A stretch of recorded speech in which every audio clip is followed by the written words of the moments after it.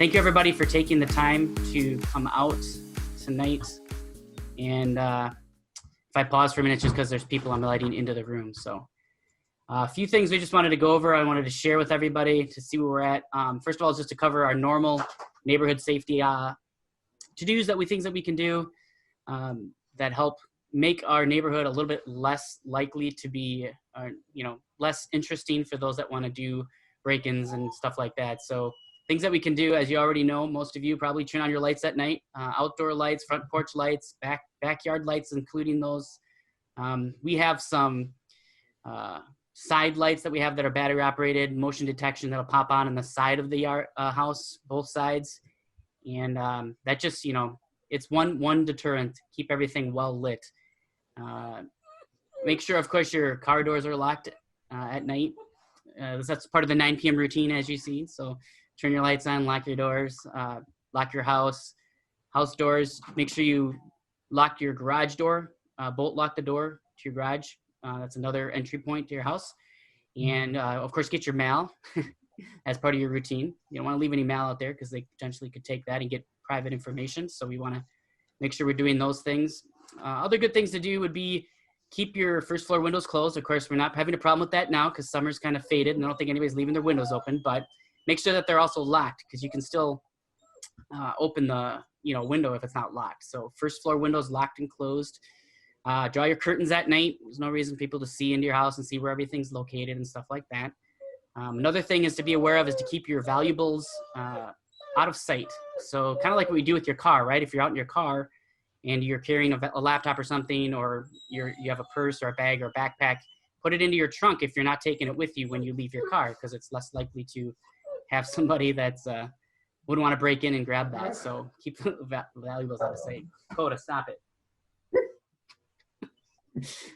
The more I talk, the louder she's getting. So, Hey, place.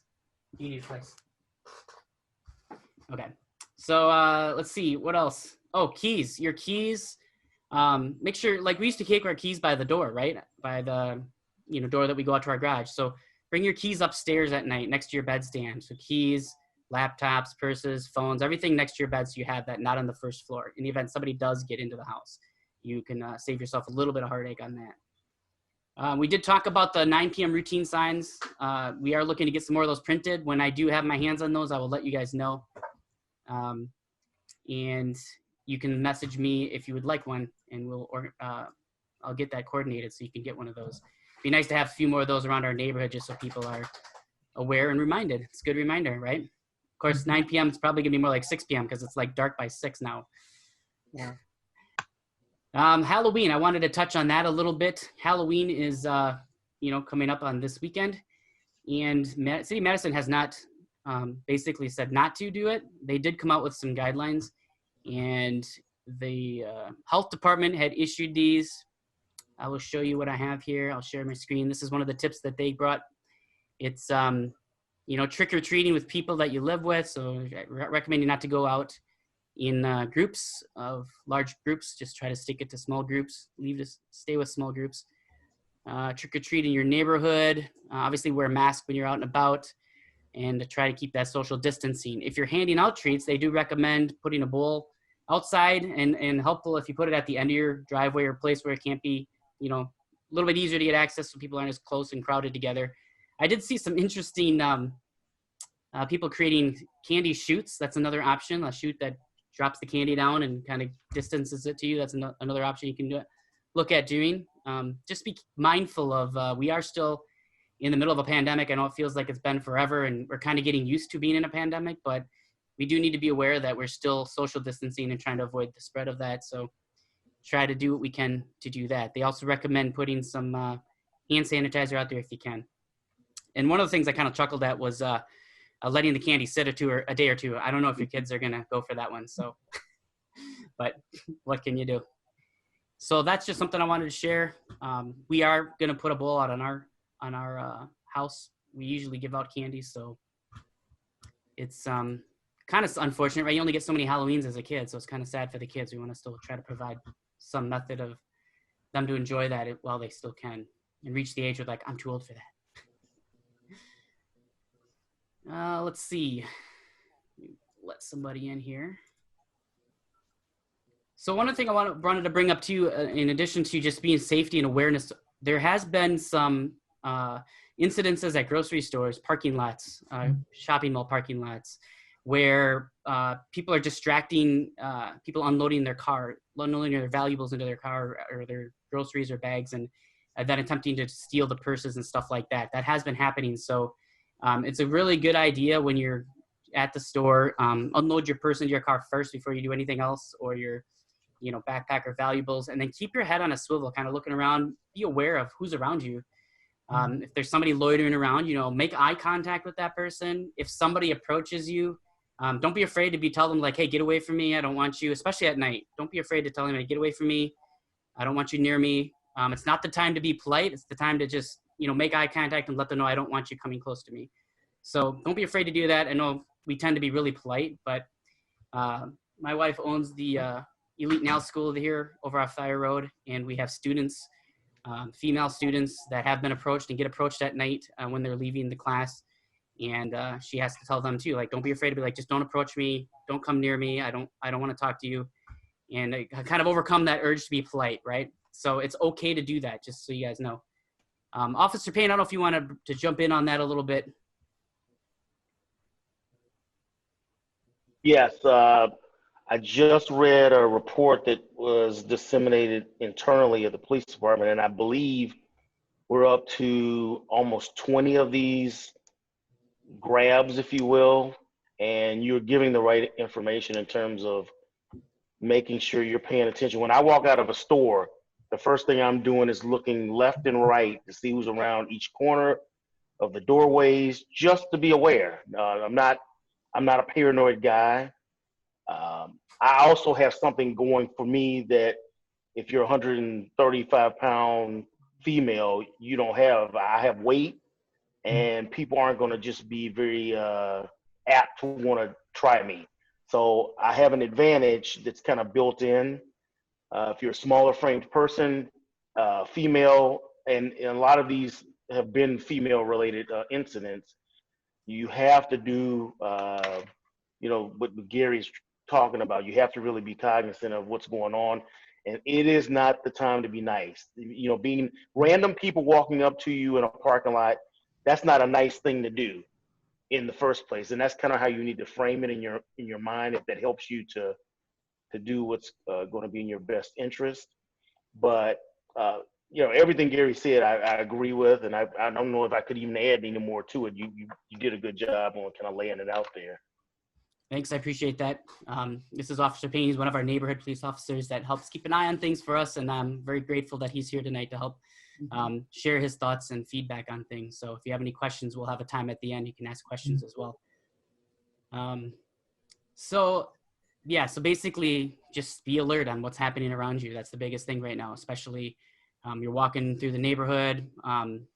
Again, just if somebody's approaching you, you don't feel comfortable, you can just say, you know what, I'm not feeling comfortable right now, and just make that eye contact. That's the big thing. Like they don't want to be made. They don't want to see that you saw them. So eye contact's a huge thing. So okay, so a few other things I wanted to bring up tonight as well, just kind of regards to our neighborhood too. There was the city budget is working its way through the council and the mayor proposals and all the amendments. And there was a meeting last week on the west side. I believe that the mayor had attended with a couple alderpersons and some of the neighborhood leaders over there.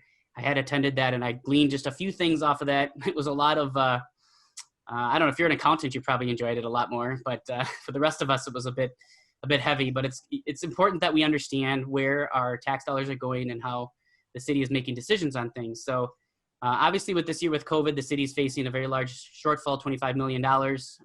They've lost revenue because obviously things aren't happening. They weren't charging fees, as a lot of businesses have not been doing, and people aren't out and about. So one of the things that they had done to reconcile that was to ask all city departments to cut 5% of their budget across the board. And the departments had to, basically do those cuts and come back to the mayor with what they decided to cut. And kind of say, here's where we think we can do this. Some departments were able to cut more. Others felt like they couldn't make that cut. So I wanted to bring that up too, just so you know, it's like everything across the board has been facing these cuts. In particular, though, they did ask the Madison Police and Fire Departments to both make cuts to their budgets as well, which to me, you know, as a resident and as you as a resident, you should be concerned about with regards to our fire protection and our police protection, especially in this day and age. So it doesn't to me sound like those are the areas that we would want to make cuts, but they did ask them to do that. And in order for them to make those cuts, most of their budget is personnel on both of them. I think the fire department has a little bit more on their equipment. They have a little bit more equipment than the Madison Police, but most of it is personnel. So when they make these cuts, that means personnel cuts have to be made somewhere.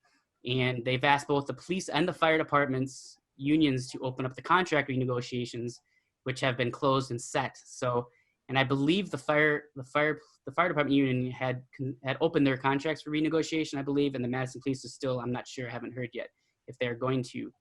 But regardless if the Madison Police Union doesn't open up the contracts, they're still going to be required, Acting Chief Wald would be required to find a way to cut $1 million out of the budget. So that means potentially, you know, fewer officers on the streets, or having to furlough, or having officers that are out there having to take unpaid leave and stuff like that. Also, they had cut the 4 school resource officers at the high schools. Those positions are eliminated, which means that if there, I mean, it'd be great if there'd be no more calls to the high schools too, but we know that isn't how life works, and there will likely still be calls to the high schools, and those calls will be responded to, like Officer Payne and other neighborhood police units, taking them out of our neighborhoods and into responding to that. So that's another thing to be aware of. And if you have concerns about this, I just highly recommend that you contact the alder and the mayor and make your concerns known as they're continuing to work through the budget for finalization. So make that known. The mayor also did mention that she had created a crisis response team that's supposed to assist with violent crimes and try to interact with the individuals that continue to do these crimes, whether it's youth or young people. This team is supposed to go in and try to assist with how to help them not continue this path. And I don't know, Officer Payne, if you have any additional information on that, or if you heard anything about that, but feel free to speak on any of those budget items. So let's start with the easier one. Once again, you did a great job of outlining kind of how this budget process is working. I think that everything will be finalized. I want to say the beginning of the second week or end of the first week of November is my understanding. I think the November the 7th or something in that realm.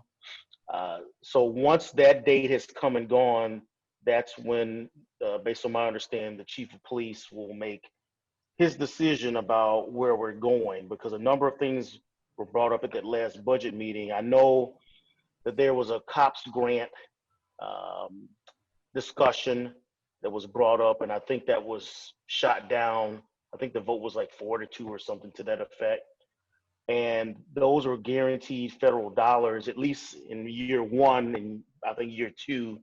And as you progressively go down the line, of course, the city would end up having to pick up the complete cost. The problem with that is that at some point, if you're making cuts to personnel in 2020, you have to realize the impact going forward in 22, 23, 24.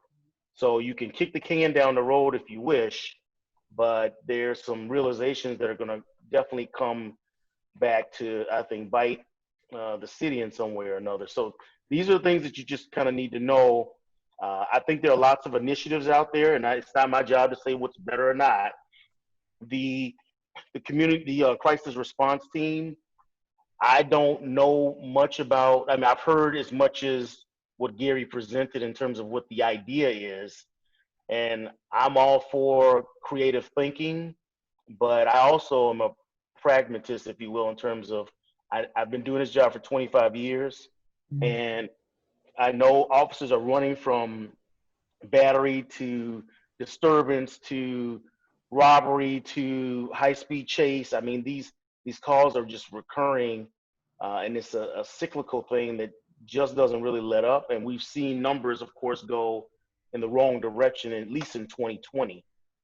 So like Gary said, the the clock is ticking, and we're almost out of time in terms of you making your voice heard in terms of what you believe is appropriate or not.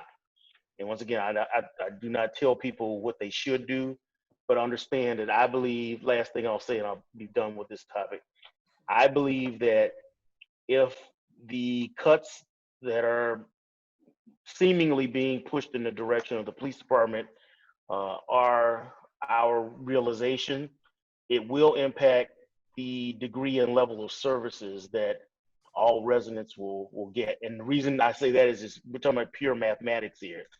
You only have so many officers. Cuts over time will probably be retention related. Furloughs will be a realization. And then the types of calls that officers are going to respond to will have to change. So a lot of the things that you might necessarily get an officer in 2019, 2017 to actually come to your house to deal with, you might actually have to do a self-report now and maybe never see an officer, depending on the call. Of course, we're going to come to any kind of medical call, someone being stabbed or shot, or those things are going to continue to happen. But I think there's a realm of calls that the Madison Police Department responds to now. Private property accidents, we still go to those, but I see that maybe coming to an end if the powers that be have their way in terms of these budget restrictions. For sure. Absolutely. Thank you, Officer Payne. Appreciate the feedback and the input on that. Yeah, we should be concerned a little bit about how this is going to turn out. We do know that the city of Madison is annexing the town of Madison, which means there's going to be additional needs for resources that we have to now also spread even wide. Spread what we have is going to be spread even thinner across more territory. So that's another thing to consider. Madison's not getting smaller; it's continuing to grow. And there have been studies that have done that shows that Madison Police Department overall is understaffed for the size of the populace and the number of officers per individual, per resident.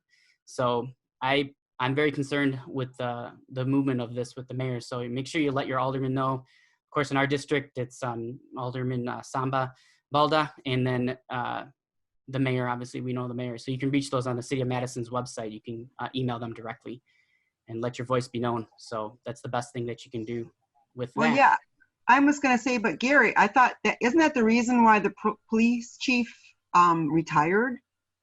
I mean, because he said we were understaffed a year ago. So you top that off, it just makes it more frustrating. So yeah, I don't have any first knowledge on why the previous chief retired, but yeah, I think staffing issues are definitely a challenge to be able to do their job effectively. So, and as we know, this year's been full of a lot of chaos, and downtown has had to have a lot of resources. I think for how many number of days now, 150 days or whatever it is in running, where they have to be, police presence has a command center downtown, which requires resources, and a lot of the officers have been down there working many long hours. And of course, we've seen the result of that on our neighborhoods, where we see a lot more break-ins and car thefts and stuff that's, fair game, so to speak, happening in the neighborhood. So you put all this stuff together, I think we need some change happening, and we need to voice it. So the only way that we can make that happen is contacting our elders and our mayor. The City of Madison's government structure is run by the mayor in cooperation with the city council, so the common council, and those two entities decide collectively what happens in Madison with regards to dollars and policies and laws. So it's very important that we make our voices known in that. So I appreciate the input. Anybody else have any feedback they want to share on that? Bob, you should go. Yes. First of all, Howard, good to see you. I did let Sama know about this meeting. He said he hadn't been notified. He does have a conflict. He said he's going to see what he can do to join in as soon as he finishes his other thing. That's one of the things that I was at that, I believe the same meeting that you were at, Gary, Yes. When they talked about some of the things. And one of the things that they looked at right now, the Madison Police Department responds to all calls that have mental illness. That one of the things that they're looking at doing is transferring that to the fire department. And where there is not a violence situation, that they would team up the fire department with a trained mental health person. Although I know that we've had a number of trained mental health people in the police department today. So that's I think this is a very good idea. Part of that meeting last week, I believe it was last week, was the result of the West Side Coffee with the Cops group that put that together. And so, Howard, I mentioned to you that maybe what we could do is look at organizing the Coffee with the Cops on the east side here. And that was a monthly meeting. He's got a thumb up on that. So I just would encourage that we make that known. I think it has been a good practice in the future. Howard has brought in some of the officers from other departments and even the K-9 unit.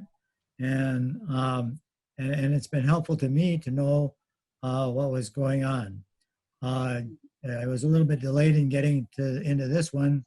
The body camera committee is in session right now as well. And so I sent them an email basically saying that, right now, situations that occur out there, that bystanders are videoing it, and those videos are being used to determine what the officer's conduct was, and that what was needed was, if those are going to be allowed, the officers need to be made available with body cameras so that the incident can be seen from their perspective as well.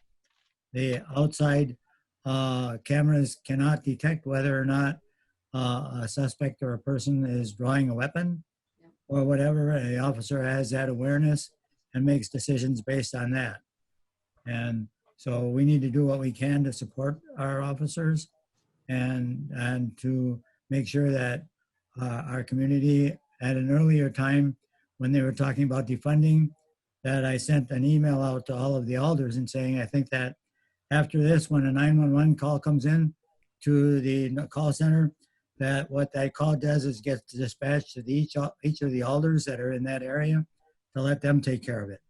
They care about That's a good one.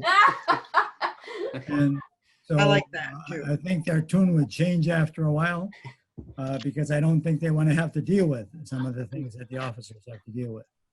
So Yeah.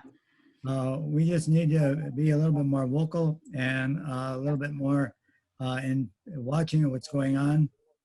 And Gary, I'm glad you put this together. And for those who may not know, that I am the city contact for the Ridgewood Neighborhood Association, of which I'm the only member right now. And that An army of one. Pardon? An army of one. An army of one, right. So that for those of you that are within the Ridgewood area, that actually when they next door went through, they separated out of the build neighborhoods. So that as Don Simon would build a new area, he'd give it a new name. And so when we formed the neighborhood association back in '92, that what we decided was that we would all be under one neighborhood association so that we could all work on the situations together rather than on each little segment work on that. So if any of you have any interest in that and pursuing that, I'll be glad to help, and that we can work together as a neighborhood to deal with some of these things. Yes, thank you very much, Bob. I'm with you, and I do want to get together with you at some point, hopefully in the flesh. That'd be nice. So we get past the COVID thing here and talk about Right. what we can do for sure in the neighborhood association. So I appreciate you holding the fort. And as we know, it's difficult to get people interested in things unless something is occurring, right? Unless there's a major event or major building or major, crisis. In this case, we obviously have a lot of crime happening, gunshots happening in the neighborhood. I mean, that's going to get a lot of people's attention. So unfortunately, it takes unfortunate events to get people to rally. But to your point, it's important that we put our voices together and make them known. So yes, reach out to your alder. District 17 is our alder in this district, and your mayor, and let your voice known. Right. So, and Selma did attempt to get a neighborhood association going here again with the help of Greater Sandburg, which is across Highway 151. Try to get that a little bit going too. One of the challenges of the past was trying to find a time when we could all get together.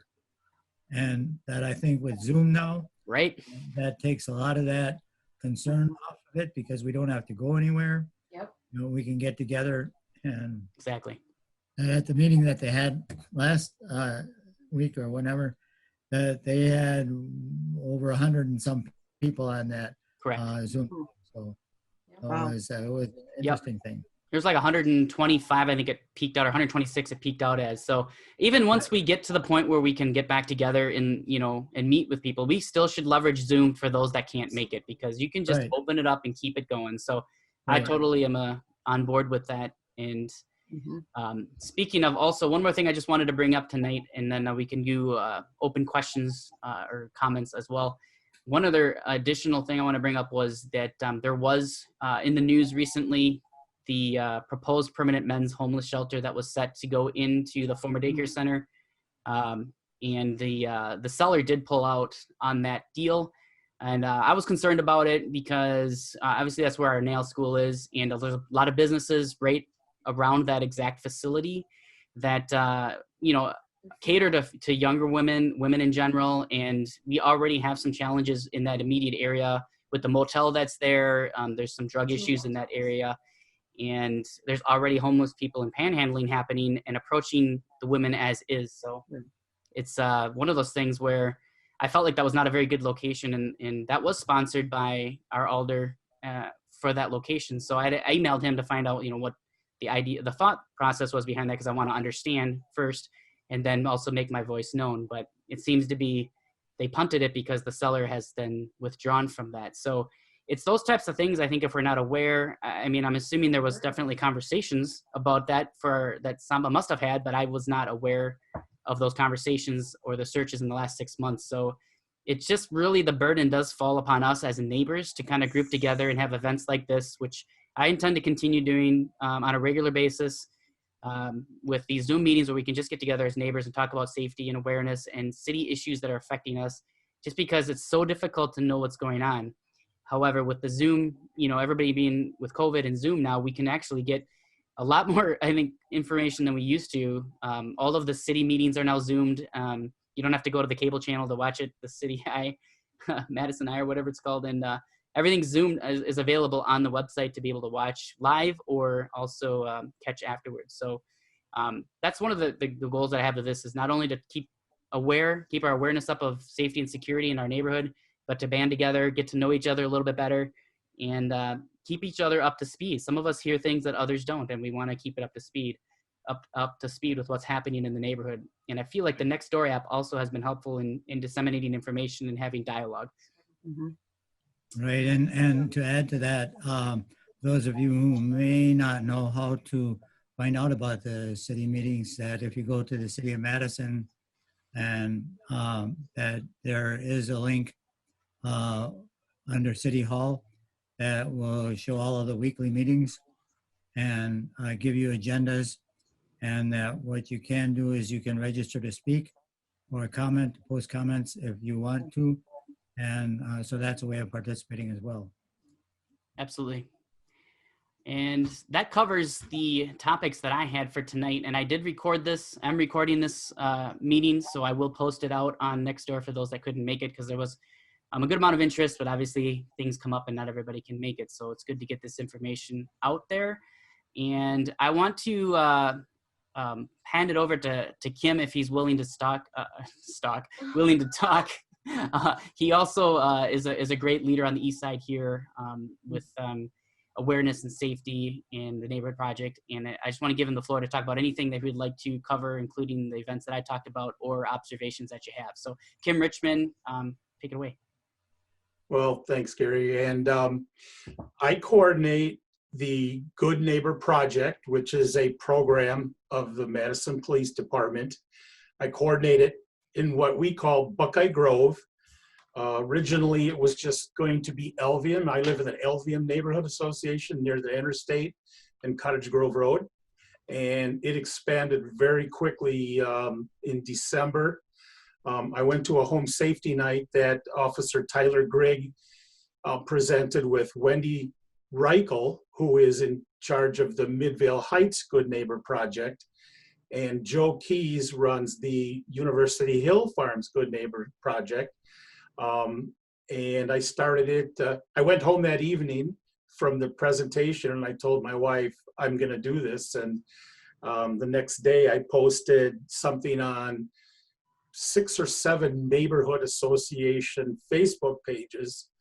And this thing just exploded. There happened to be some things on the Far East side out here that popped up. There was a shootout by the fire station, number 5 on Cottage Grove Road, and that really got people involved. So with everything I learned from the police department presentation and with all of us working together, the East Siders and the West Siders, this thing is really growing. In fact, last night, myself and Wendy and Joe Keys from, again, the University Hill Farms area, Good Neighbor Project, we did about a 1 hour and 15-minute presentation in front of Westmoreland Neighborhood Association, and they're gonna jump aboard. They asked us questions for about a half an hour or so, but what the Good Neighbor Project is whatever you think it could be. It's getting to know your neighbors. And from getting to know your neighbors, you can build this social network. Everything from, Gary mentioned the 9 p.m. routine. And this time of year, it's more like a 7 or 5 p.m. routine. You got that right. That was part of my presentation last night was, it's 5 o'clock routine now, but what you do is exactly what Gary said. You make sure your vehicle is closed, locked, take your keys with you, take the garage door opener in with you. Do not leave your garage door opener in an outside car. Lock all your doors, close your windows, turn on your exterior lights, everything he said. I am still a little concerned that I don't see a lot of people illuminating their backyards. I see a lot of front porch lights on out here, but I'm still pushing people to get those backlights on. I'm looking out my back window from the second floor. I have a 75 watt equivalent LED, which uses about 12 watts, and it lights my whole backyard up. And it's just one light bulb on I guess you call it a carriage light. And it's not obnoxious to my neighbors because I asked them ahead of time and they said, is this bothering you? Nope. So LEDs that they hardly use any power, put them on a timer or even motion. That's because, Kim, you are the good neighbor. You are the epitome of good neighbor. You asked your neighbors first. Yeah. Well, there was Officer Payne might be aware of this, but by the Penny Branch Library, which is on Cottage Grove Road and Dempsey, there's a new business there. They had some, I think it's a car dealership or used cars, and they had some bright LED lights. And they were shining into some of the people's upper floors of some new apartments. And they were complaining rather than talking to their alders. So the last I heard, they got it settled by talking with the alderman. And I don't know if they went to, I don't know who's in charge of that, not engineering, it's home inspectors or something like that, Officer Payne, I'm not quite sure, but I guess they came out and checked it over and said, yeah, you got to lower those lights a little bit. So anyway, that's, you just have to think about others around you. And speaking of others around you, I didn't know if I was going to speak tonight, but I had this left over from last night.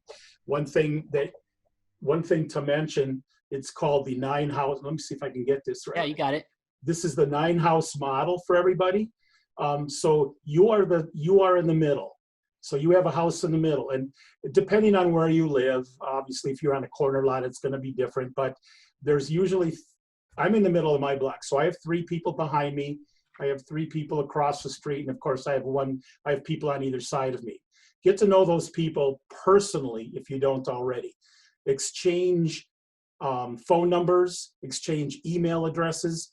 That way you can see, if you happen to see something in their yard going wrong, if you happen to see somebody sniffing in a back window, you can get a hold of them. So you can see, so for example, I'm doing this backwards like a TV weatherman. So if you were number 4, and you'd have all more 9 people around you. So you have all these little cells. So that's how you grow this social network to protect each other. And then there's the Garage Buddy, which is kind of an offshoot of this.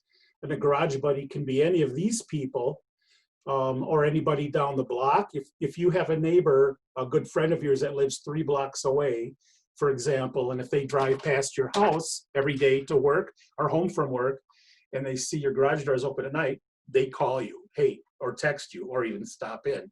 That's the Garage Buddy. That's all part of the 9-house model. And again, Gary mentioned a 9 p.m. routine, which again, lock your door. I lock my car, which I never did. I never did this until last November when I started this. I lock my cars in the garage. I've never done that before, and I started doing that. So that's the important thing: is lock your car outside, bring in the opener, lock your cars in your garage, lock your service door to your house from your garage. If somebody happens to get into your garage, they can do all they want to your door. They can kick it in, bang it down, and nobody will hear them. So be sure to lock that door in there too. So it's all part of the Good Neighbor Project, is just getting to connect with people, getting to know people, and then spreading the word. And then everybody works together. On our Facebook page, I post local crimes. Recently, we've seen a lot of kids bailing out of cars, going up and down streets and checking open car doors. If somebody has a Ring doorbell and they share the video on a neighbor's app, I can grab that because I have a Ring, and there's kind of a network there too where you can share these videos, and I put it up on our Facebook page. I post everything from, and then of course we have discussions on things too, but we do posts of charities. There's a VFW on Cottage Grove Road that has a brat fry, and we let them post that, and the East Side Club over on Monona Drive. They're kind of out of our neighborhood, but they allow us to, or we allow them to post different things as well. So, well, I see Gary's got our Facebook page up there. Excuse me a second, I got a little tickle here. I'm gonna mute myself.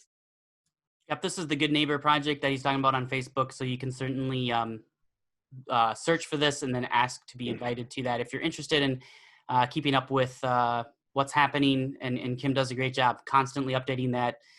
Spends a lot of time, put a lot of good information there, and I highly encourage that. And then also here's the Madison Police Department Good Neighbor Project page. It's also out on the City of Madison's website. So good information there too, in the starter kits and some of the stuff we've posted already too. Yep, and everything I know, I've learned from how Officer Payne, from Wendy, from Joe, and just working with the other 2 projects, and soon to be maybe 4 or 5 or 6. And we're always involved with each other. We are more than happy to do a presentation like we did last night with Westmoreland. And I know Wendy and I talked with your very first meeting, Gary, back in summer, excuse me, and kind of got your interest, but you knew a lot of stuff already. You were, like Wendy and I said, you already know what's going on, probably without even knowing what the project was. So you folks up there on the northeast side, you've got a good leader in Gary if you guys all decide to go with a Good Neighbor Project or your own little group of safety. Appreciate that, Kim. Thank you very much. And yeah, you never know what the future is going to hold. I just know that I like doing these and getting everybody together to talk. And so speaking of good neighbors, my wife is here too. I know she wants to slide in so you can see. So this is Georgi. So take care of the dogs. Yes. So we do have 3 Great Danes. So you may see us walking around the neighborhood with our giant Great Danes. It's not the same dog. Yeah, it's not the same dog. Somebody's like, you walk your dog a lot. We have 3 of them. So they're all black and they all kind of look the same sort of from a distance, but there's 3 of them. So we're not really walking the same dog like 3 hours. So I But, might be a stalker, like you said before, but I think you all kicked your coverage what little I saw of her over there. I think you all kicked your coverage. So, yeah, I mean, Georgie and I, she owns the Elite Now School there on Thyre Road. We've been in there. She's been in there for 11 years now. And we've had the gamut of, challenges from starting a small business during the 2000, coming out of the recession. And everybody's like, you're crazy to start a business. So she started a business and she, made a good go of it and is successful and has been in that same location. We've had to deal with over the years, again, some of those challenges with the motel across the street and a lot of drug activity that's happening. And in that area hasn't always been the most friendly at times. So it ebbs and flows, and we're kind of in this time where it's like it could be ebbing the wrong way. So we just felt like it was important because we're very social people. We like to serve people and help. And our house has always been open since we moved here in 2005. We've pretty much had somebody living with us the entire time. So we really put actions to our statements, and we allow people that needed to get on their feet to rent out our basement or stay with us, from families to individuals that need just some time to catch on their feet. And our house has always been kind of this open place to help those that need it. And so we've kind of have that in our DNA. And this is just another step to kind of help with our neighbors here and trying to get them to know our neighborhood better and see how we can help in this time of crisis where the city's, under siege to some degree. And we really need to make our voices known. So it kind of all fits into it. So I'm sure that, like Kim says, I'll probably get a good neighbor project for this area going, just working with Bob, because Bob's been there, done that type of thing, and he's got a lot of contacts too. So I'm sure we're going to have a conversation about that as well. And so that's a little bit about us. Oh, we also have 2 bunnies and a cat. So and a petting zoo out back. The bunnies were the daughters. One of our daughters, she wanted a cat, and we're like, no, we're not getting a cat. And she's like, can I get bunnies then? I'm like, oh, sure. Well, I didn't realize bunnies live so long. And are pretty much, she's gone. She's out of the house now, and the bunnies are still here. So there's a little fun tidbit. So what neighborhood are you in, Gary? So we're in the Ridgewood neighborhood. Which we're, is? Off Glacier Hill Park. Oh, okay. Yeah, we're right across the street from Glacier Hill Park, which was, another thing, the lighting around the park is so dark. I mean, walking from North Thompson up Golden Leaf, which I see kids doing, is very concerning for me. To see, I won't even walk the dogs at night because it's just so dark over there. I'm like, I can't. I mean, not that anybody would probably attack me with a Great Dane, but you never know. You never know. They could have a mastiff, walking a mastiff. There you go. Dog fight. And I did contact Samba about getting more lighting over there.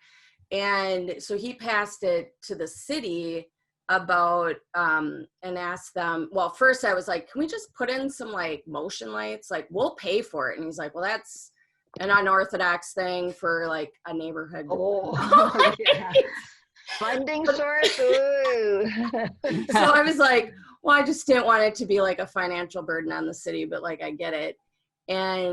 But they needed to look at the lighting pollution, that we have. And I was like, well, I mean, safety, lighting pollution. I don't know. They were like, that's going to affect light pollution. Howard's got his hand up. Yes, he does.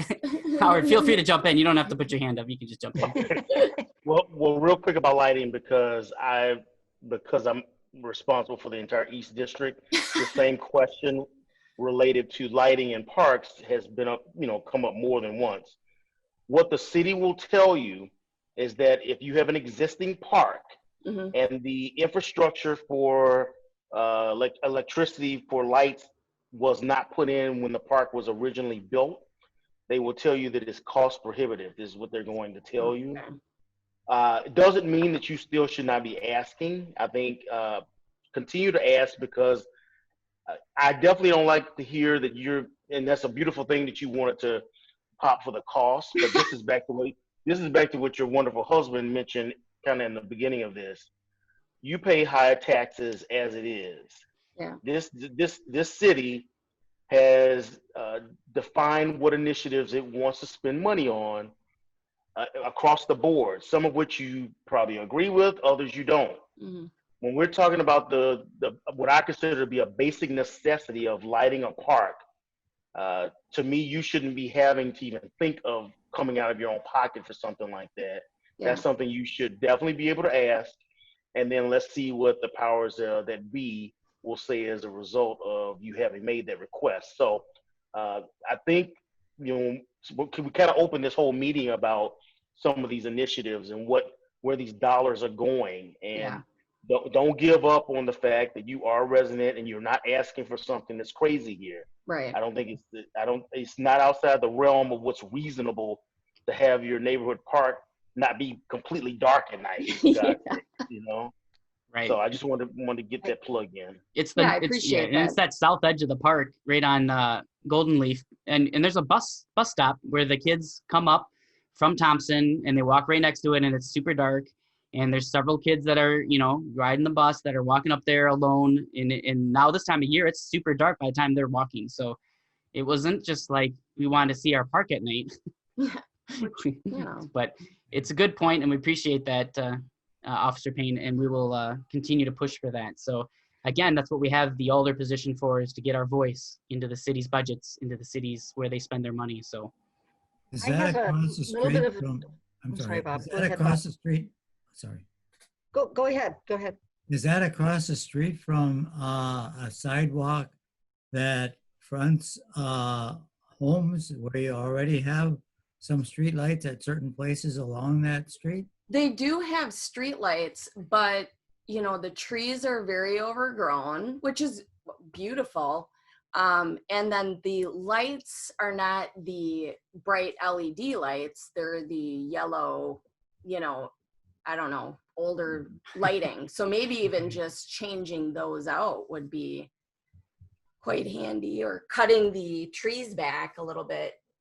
yeah, the streetlights are definitely on the house side, not the park side. Yes. Yeah, they're Right. not on the park. And maybe what you might want to consider, and you may have already done this, is to talk to, of course, now this time of year it's difficult to talk to each other, but to talk to people who live along that street.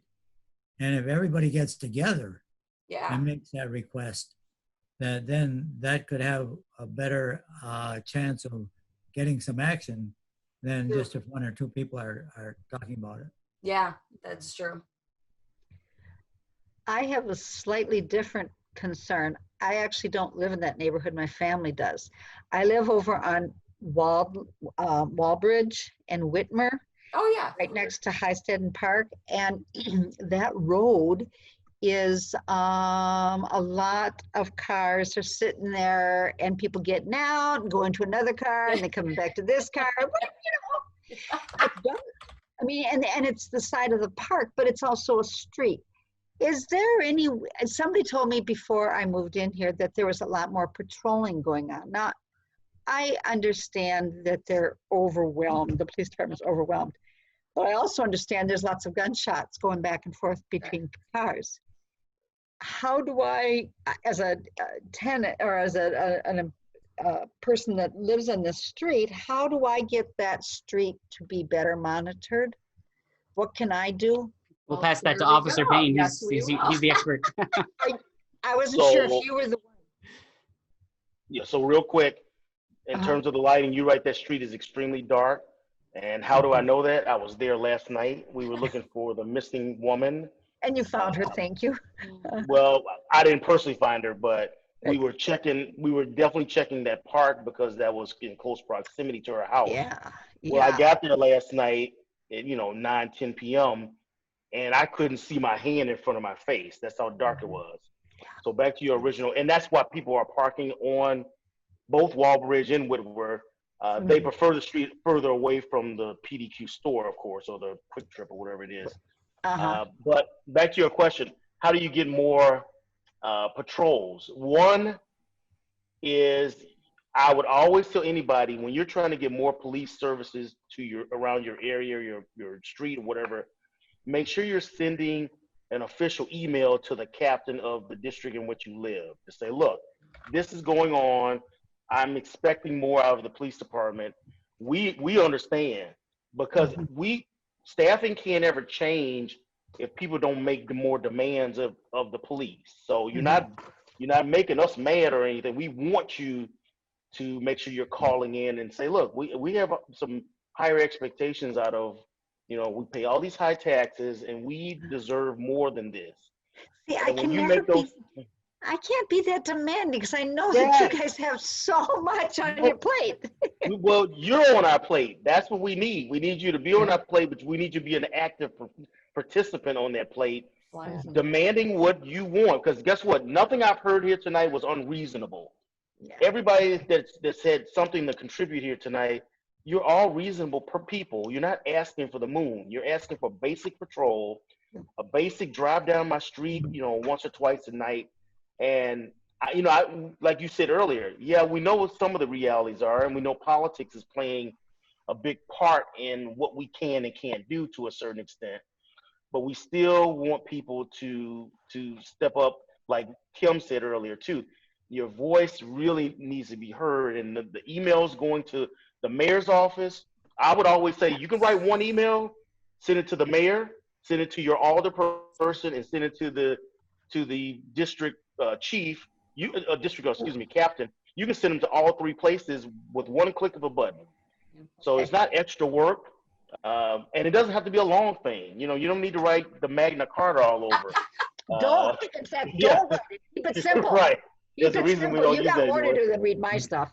But I would tell you, a quick and dirty, 4-sentence email makes a big difference, and that's the only thing these alders are going to pay attention to. In the long run, if you don't do that, all they're going to say is, "Well, no one said anything to us about this problem." Yeah. Yeah. It's a good point. Good point. Yeah, that's really a good, that's kind of what I've been telling people, that, I keep seeing like videos that get posted on Facebook or Nextdoor app, and that's good because we all need to know. But then you follow up and you need to send it to these people, because it's the squeaky wheel that gets the grease. They're going to get sick of it. They're going to get sick of getting these emails. And, I know a lot of us are like, oh, I don't want to, bug people. But, it's kind of like that employee that works 80 hours, but the company really needs 2 full-time people. Well, the company's not going to know that if the full-time person's working 80 hours. So it's just, you're not bugging people, but they can't change what they don't know. Right. And I think we want to get those messages out before something catastrophic happens. Yeah. Before it escalates to a point where something really catastrophic happens. So we got about 5 minutes, and I want to be respectful of our time. So if there's anybody that hasn't had a comment and would like to comment, I want to make room for that now in these last couple minutes. Yep, I'm in, Gary. So go ahead, John. Quick, Howard, nice to see you again. Thank you very much.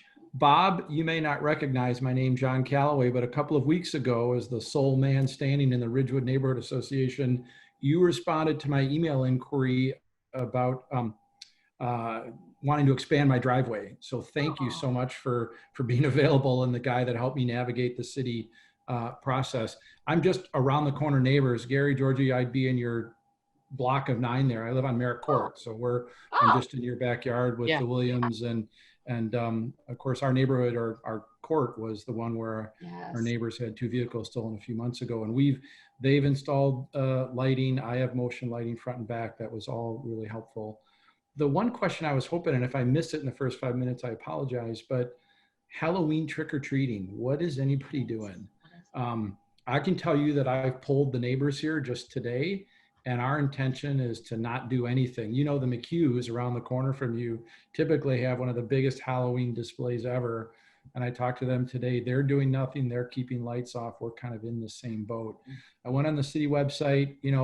There never is official trick-or-treating in Madison anyways, right? I mean, it's not sort of like it is in some of the surrounding communities. Right. And it looks like the state generally is saying don't trick or treat, but Dane County and the city of Madison is saying you can do it, but with precautions, do it within your own family, maintain social distance, put out a bowl of candy. Yeah, so exactly. Teeing that up, what is anybody else, especially for you guys, the Halversons being my neighbors, what's your plan? What are you aware of people in our neighborhood, Glacier Hill, Golden Leaf, doing? We did go through that. It was one of the items on the list earlier. It was just, there was a Department of Health, Public Safety had released this tips, Halloween tips, and it's essentially what you said, social distancing, don't trick or treat with anybody but your family, immediate family. And if you're giving it out, what we're intending to do is just put a bowl at the end of the driveway, and just have a bowl out there. We're not going to necessarily participate as we normally would, but we do want to give an opportunity for those that are going out, because kids only get so many Halloweens before they can't do it anymore or don't want to. So our intention is just to have a bowl out, because I'm sure there will be people and kids going around. But as far as what the neighbors are doing, I haven't really heard anything about what other neighbors are doing. So some people are building chutes, candy chutes, to kind of throw the candy, shoot it down towards wherever. I don't know. I'm not doing that, but I'm just going to put a bowl up with some candy in it, and when it runs out, it runs out. So probably kind of monitor from the porch. I think we should have eyes out there for that night for sure, though. Go ahead, Bob. One other safety thing that about locking garage and stuff like that, sometimes people might forget the side door or the access door to the garage. And that when houses were built, that many of the garage doors to the house have deadbolts in them.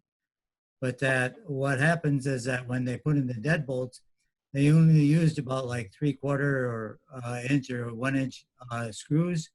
And so at one of our earlier police meetings, what they said is to remove the screws and put in 3 to 4 inch screws that go into the stud, so that they can't break the door frame out just by banging on it or pushing through it. So that's one of the things that I always pass on to people. That's great. That's great. Your front door too. That's great. Appreciate that. We have like a minute left. Pat, did you want to say something? I want to give you an opportunity. You're muted.